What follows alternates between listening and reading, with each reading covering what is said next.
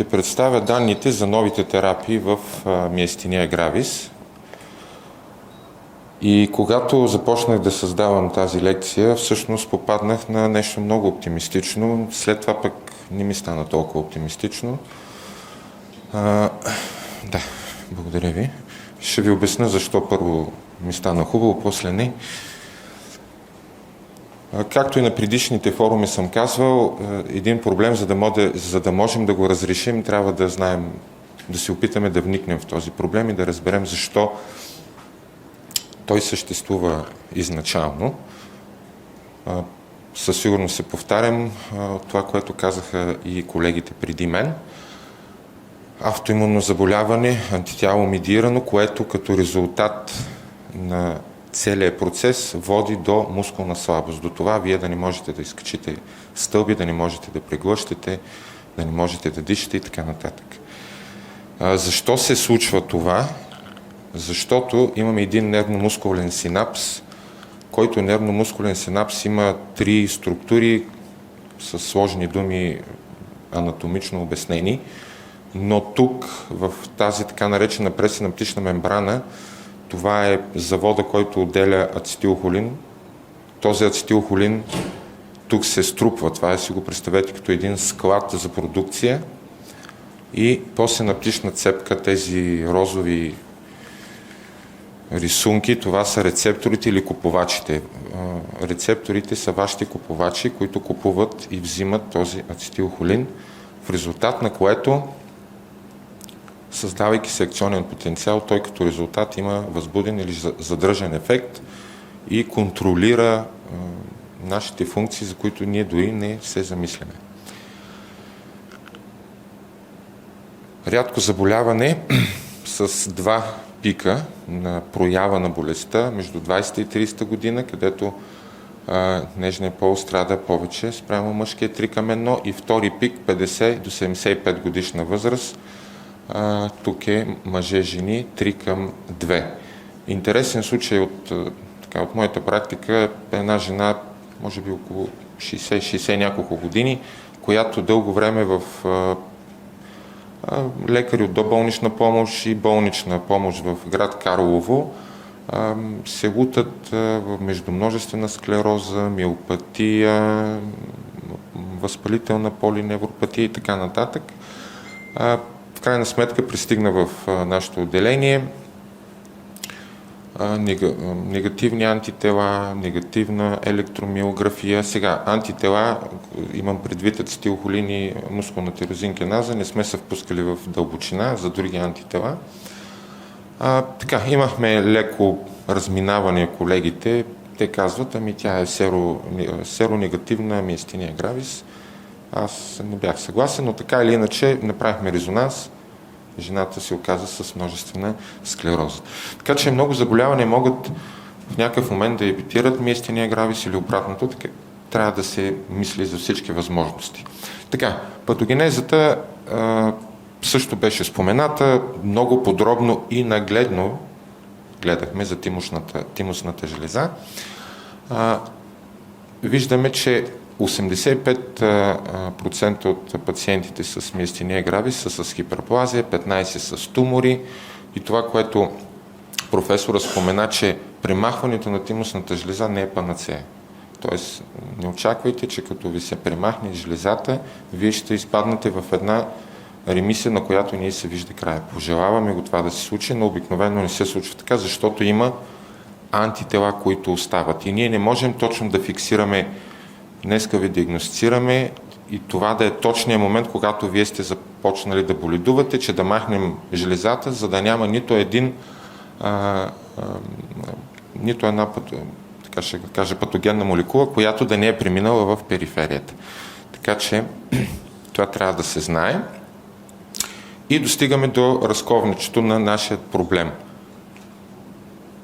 Тази трансмисия е нарушена, тъй като имаме антитела, които антитела се закачат за купувача, за рецепторите, онези розови рисунки, което всъщност пречи да имаме акционен потенциал. 90% от пациентите са положителни на антитела срещу ацетилхолиновите рецептори, което ви ще видите как определя новите терапии, 7% са с муск, очната форма от тези, които са с очна форма, 50% са срещу ацетилхолин и има и такива, които са серонегативни, но за да кажем, че един пациент е серонегативен реално, класически, да почиваме на някаква база данни, няма само да изследваме ацетилхолин и муск, трябва да изследваме и новите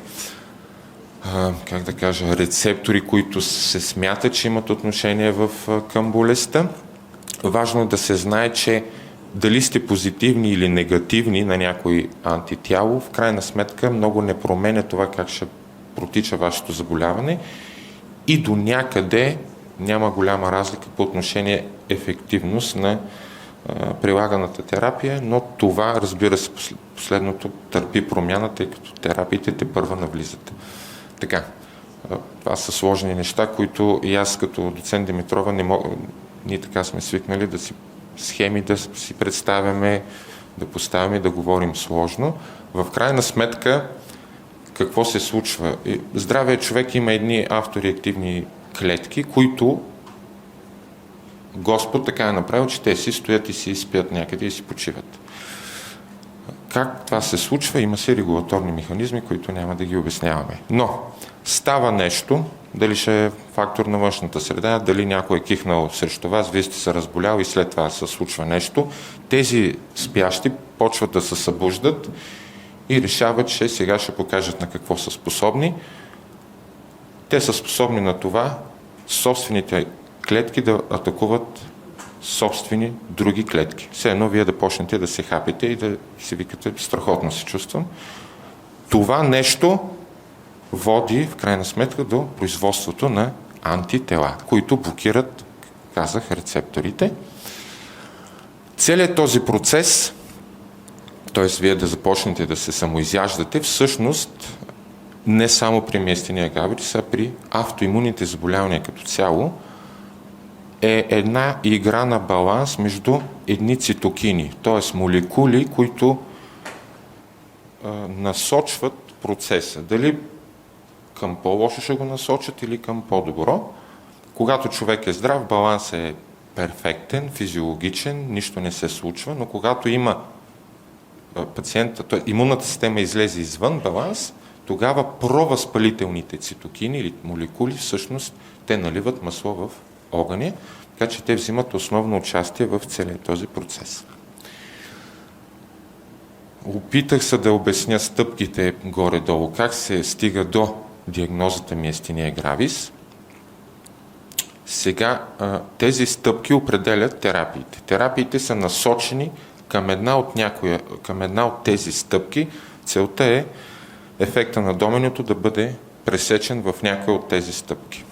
Терапии, които са насочени срещу тази Б-клетъчна диференциация, тези терапии прилагани водят до намалена активност на тези спящи клетки и намалена продукция на тези цитокини, които ви обяснявах, т.е.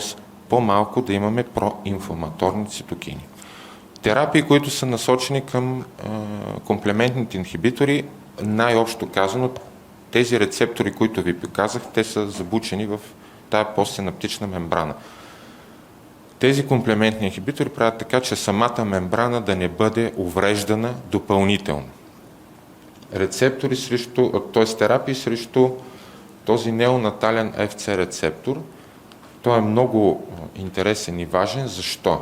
Защото тези терапии срещу този рецептор от една страна потискат количеството на антитела, а от друга страна и рециркулацията, защото този рецептор първо предпазва антителата да бъдат унищожени физиологично и второ той ги включва в една рециркулация и така се получава един порочен кръг, когато този рецептор бъде оставен на свобода.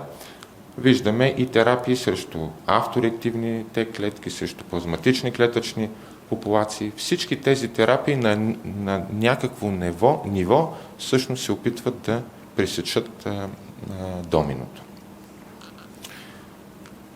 Цветово съм опитал да свържа съответните терапии с това на какво ниво действат и с съответните медикаменти, които биха могли да се ползват.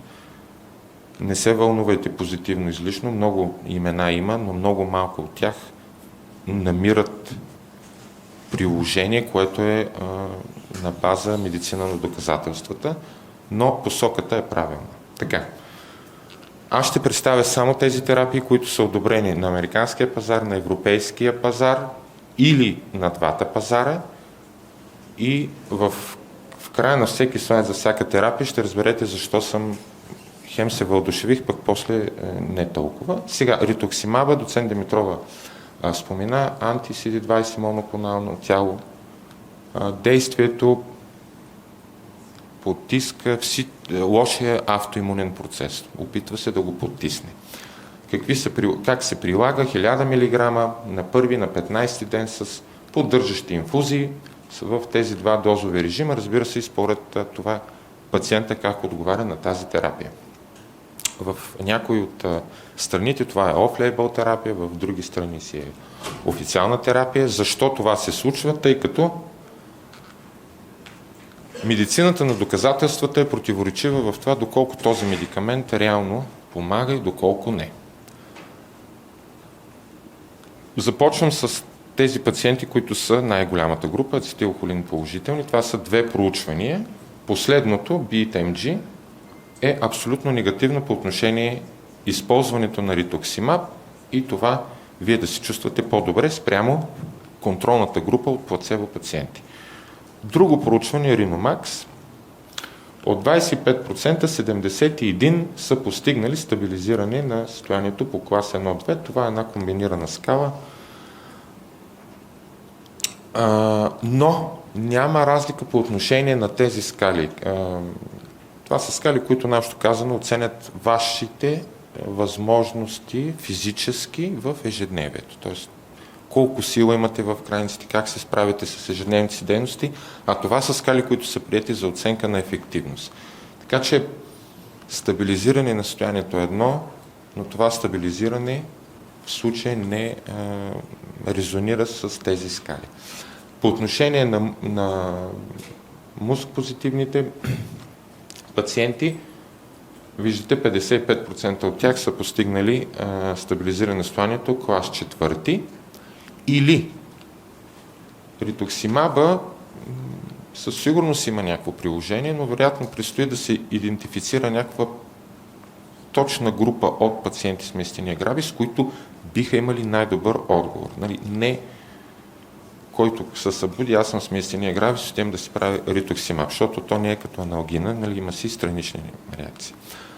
Вероятно в първите етапи на болестта това би имало някакъв по-голям смисъл и най-вече при пациенти, които са муск-позитивни. Тук цената е приемлива, 1700 лева за 500 мг, това е от интернет съм направил справка, може плюс-минус няколко лева, но да кажем, че това е приемливо, защото тук нататък ще видите за какво иде реч. Следващите няколко препарата всъщност са комплементни инхибитори. Еколизумаб. Видите ли някъде МАП, означава моноклонално антитяло, да си го знаете. Казах, инхибират C5 комплемент. Тази мембрана, на която са рецепторите, всъщност този медикамент прави така, че той я предпазва. От 2017 година при генерализирана миастения гравис, виждате 900 мг, 4 последователни седмици, на петата е 1200 и след това на всеки 2 седмици. Обикновенно, като препоръки, еколизумаба е при рефрактерна миастения, т.е. пациентът е лекуван, преминал и през пиридостигмин, кортикостероидни, дозови режими и така нататък, най-накрая се достига до този медикамент. Страничните ефекти, тези поне са, човек може да ги преглъщне, но това, което видях е, че при 10% може да причини миастенни кризи или пък влошаване на болестта, което е много голям термин, защото тук са включени и заплашващите състояния за миастенна криза. И тук вече голяма тежина настава, $500 000 годишно на пациент.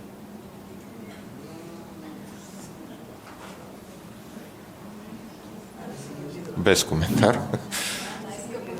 Да.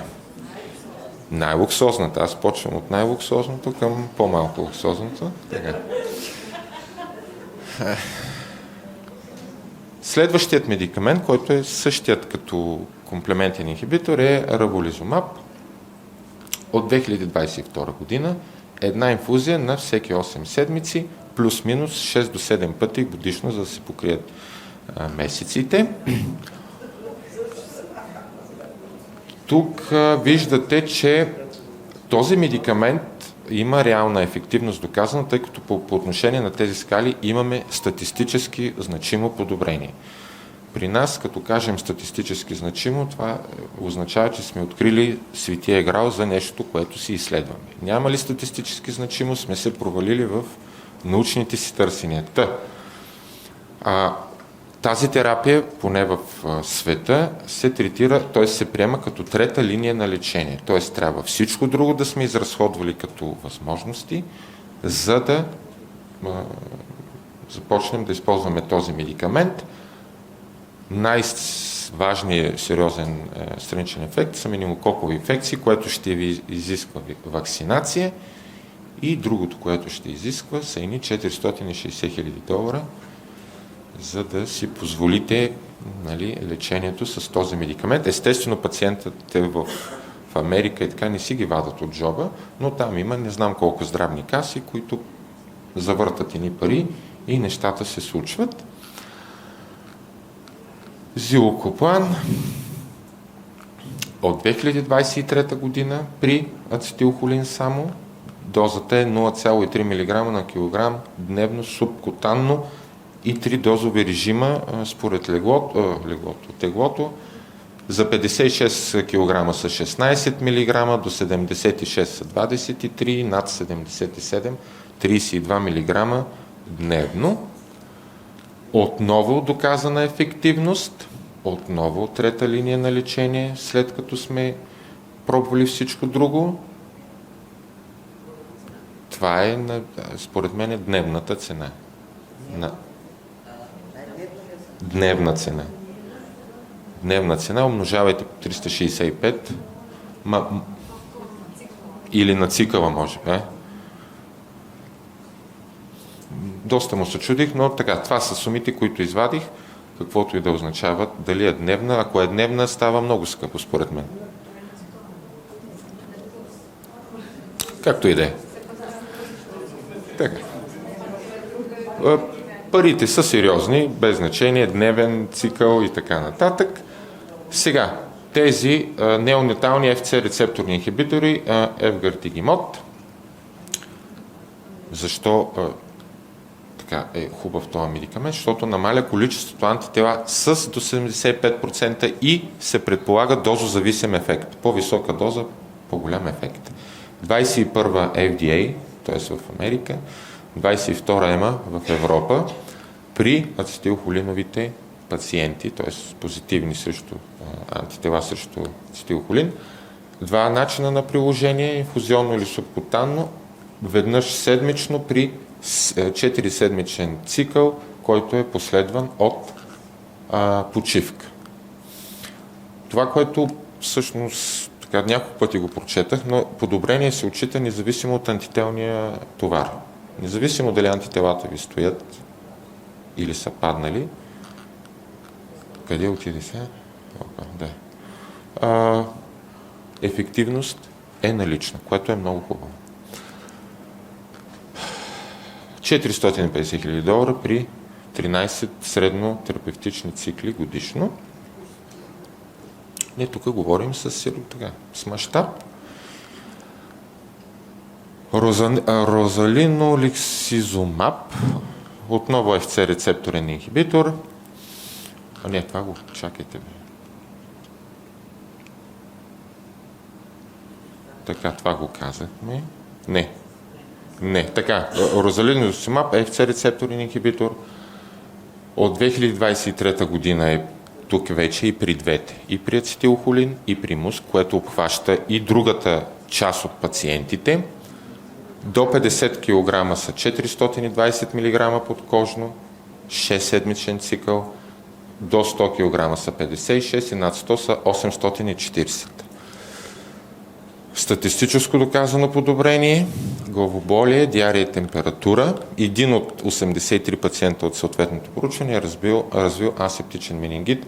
$6400 за 140 мг. Да. Като виждате, нали,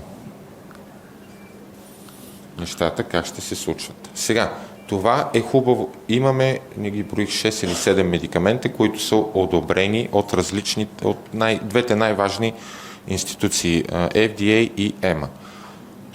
Лошото е, че тези медикаменти в момента се третират като медикаменти сираци, което ги прави неимоверно скъпи. Хубавото обаче е, че вижте какво се задава, това са другите кандидати. Колкото повече медикаменти навлизат и се одобряват, тези цени автоматично ще се потушават и цената им ще намаля. Виждате за Б-клетъчните терапии колко медикамента ще стартират клинични проучвания или са в процес на клинично изпитване и хубавото е, че таргетират и двете форми. Към този блокер имаме друг медикамент, Т-клетъчни терапии и карти Т-клетъчните терапии.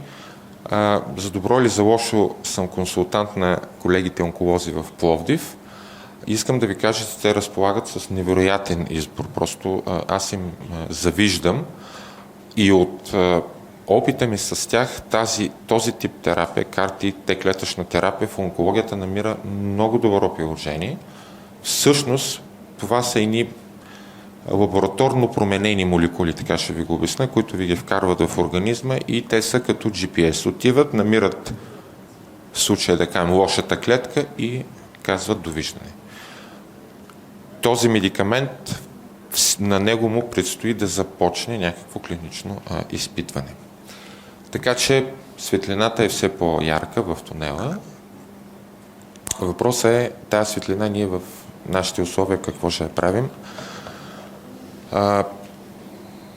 За мен по-скоро трябва да се почне малко отзад напред, имаме свободен достъп, в кавичка свободен, ние го имаме достъпа до така наречените спасителни терапии, плазмафереза, имуноглобулини, защото не е редно ние да се чудим какво да правим с този пациент,